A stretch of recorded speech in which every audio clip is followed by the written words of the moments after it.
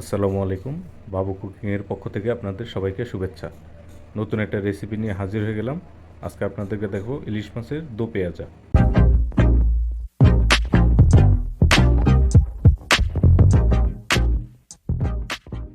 সর্বপ্রথম মাছগুলোকে সুন্দর করে কেটে ধুয়ে নেবেন। ধুয়ে একটা পাত্রে নেবেন। তারপর একে একে আমি মিশ্রণগুলোকে মিশিয়ে নেব। আগে মশলার গুঁড়া দেব, পরিমাণ মতো মরিচের গুঁড়া, পরিমাণ মতো হলুদের গুঁড়া,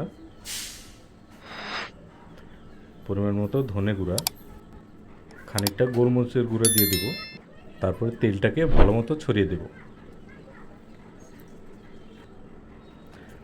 লবণ দেব পরিমাণ মতো, পেঁয়াজ দেব, যেহেতু দো পেঁয়াজা এটাতে অনেকটা পেঁয়াজ দিতে হবে। তবে পরিমাণ মতো আদা বাটা দিয়ে দেব। তারপরে গরম মশলা বাটা খানিকটা দেব, জিরার গুঁড়া খানিকটা দেব, কাঁচা লঙ্কা বেশ কয়েকটা আধা করে কেটে ছড়িয়ে দেব। মিশ্রণটাকে সুন্দর মতো মিশিয়ে নেব, যেন সব হলুদ মরিচের গুঁড়োগুলো ভালোভাবে মাছের সঙ্গে মিশে যায়।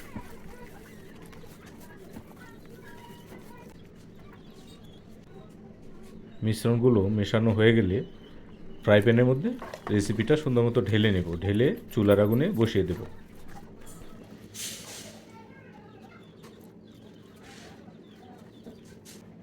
আমরা ইচ্ছে করলে মশলা মাখানো পাত্রটাকে ধুয়ে পানিটা দিয়ে দিতে পারি, কারণ তার মধ্যে অনেকটা মশলা লেগে আছে। চুলার আগুনে দেওয়ার পর ঢেকে দেব এবং কিছুক্ষণ পরপর ঢাকনা সরিয়ে নাড়া দিয়ে দেব।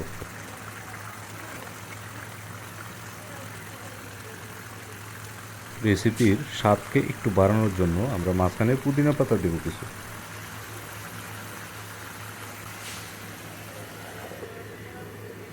তো তৈরি হয়ে গেল আমাদের ইলিশ মাছের দো পেঁয়াজা।